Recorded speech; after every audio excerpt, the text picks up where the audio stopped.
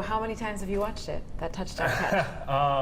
Watched it a lot the days following the game. But then since then, you kind of move on from it and you kind of get on with everything else. But yeah, no, it was obviously a cool moment. But obviously, wish we would have came with the win there. Totally, totally. A little bit bittersweet. I'm Yeah. sure you reflected a lot on just what you guys accomplished last season. What did it mean to have that kind of success for you, especially? Yeah, it was awesome. It was great to be part of it. And it's been cool for me just to kind of see from the start where the organization has been at and kind of growing into what it is now at this point. And obviously with that there comes new higher expectations and even more pressure, so-called pressure. But those are all the things that I've wanted the moment since I've been drafted here. So it's a lot of fun to be part of this, and we got a really tight team here right now, and I'm excited for what's to come. Yeah, it's pretty fun to watch.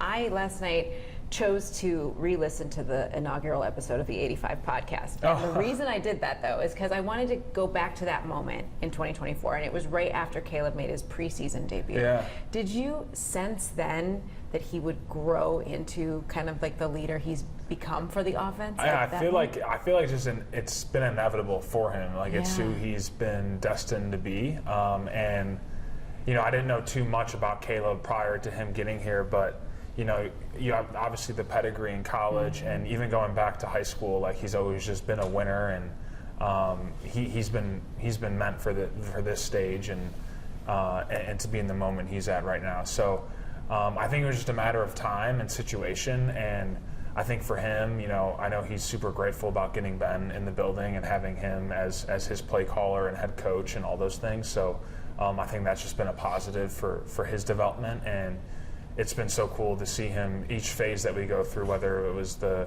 off-season last year into camp, into the regular season, and now this year going into the spring and now into camp. Yeah. He just continues to take steps and grows, not only as a player but as a leader as well. He is the 8th different quarterback you've had a significant reception from.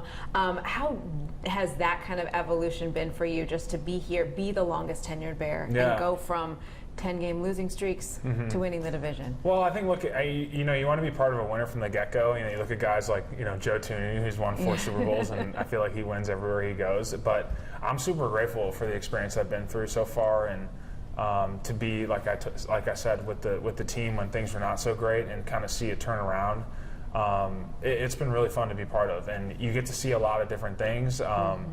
You take away a lot of different things of how to do things, how not to do things, and it's just something that I always keep in the back of my mind, and I can learn from. And I think I've just have a lot of experience now as to what to do and what not to do, and in terms of being able to be a mainstay in one place. Yeah, the veteran in the room that has gotten more crowded. Yeah. The tight end room has gotten a little bit more crowded. How has the position kind of evolved? Because I remember when they drafted Loveland, we were like, wait a minute, Bears already have a tight end, right? And just how Ben's been so creative to be able to use 2 of you, and now hopefully 3 of you. Yeah, well, I think you see it across the league with these 2-3 tight end sets. Yeah. LA really did a lot of it last year.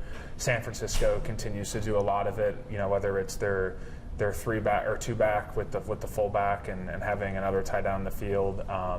So it's just a thing that creates a lot of mismatches, I think, within the run game, and then off of that you can do a lot of things in the pass as well. So we're really excited about it. I think Sam's been a great addition so far, and on paper we got probably the smartest tight end room in the NFL, but I can assure you that we are not as smart as our labels are. I love it. Okay, so you have to tell me, would you rather do Hard Knocks again or the Hallmark movie? Tell me about the Hallmark movie. I'd rather do the Hallmark movie. The Hallmark movie was fun. It was kind of cool to see the behind the scenes of that whole operation, how they go about things, and the directors and actors, how they kind of get into their mode and their entertainment shape. So that was really cool to see that, the kind of behind the scenes. And I did do a little line. I think I did all right. Did you really? Yeah, That's but awesome. I guess we'll see how it looks when it comes out. So Ben was asked this morning if he took acting lessons. He said that he and you did. Oh, no. See, he's taking, no. See, I kept going at him and saying, it seemed like he took a lot of acting lessons this past summer. Yeah, I know. We were just messing with each other, but I think we both did all right. That's awesome. I can't wait to see it. This is the first time I would imagine that you've come to training camp with not just everybody expects to win when they report to training camp, but like realistically win. Yeah, Does it feel different starting that way? Yes and no. I think last year, like I felt like I had those expectations, and even the year prior. But when you go as far as we did last year, the expectation is just to keep going beyond that. And I think those who know how the league works and understand how hard that is to do just to get back to the point where we were last year, and then to exceed that is even harder. So the league wants their parity, and you look on average, there's about 7 to 9 teams that don't make the playoffs from the year prior, and new ones that do. So look, we're playing a harder schedule this year, all those type of things, but those are all the things that we're embracing and we're excited for, and we're looking forward to.